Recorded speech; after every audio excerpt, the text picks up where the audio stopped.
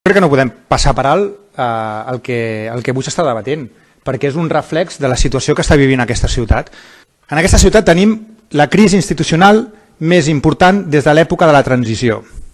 L'actual govern en minoria, 6 de 25 regidors, es sustenta amb 3 pilars, amb la corrupció ètica, amb la dissolució de grups polítics i amb el transfuguisme.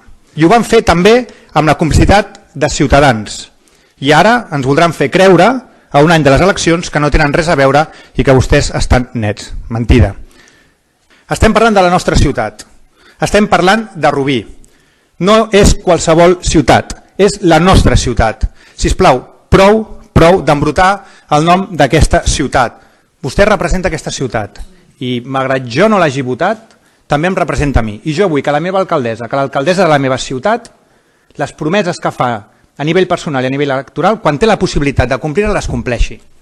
En aquest cas no hi ha cap motiu tècnic, això és una decisió personal, és una decisió seva, d'aquest tipus de qüestions que són la imatge i que són la cara de la nostra ciutat. I és que, sincerament, la ciutat no s'ho mereix, perquè vostè quan va en nom de la ciutat, va en nom de tothom, i ens agradi o no ens agradi, l'hagin votat o no l'hagin votat, ens afecta a tots nosaltres.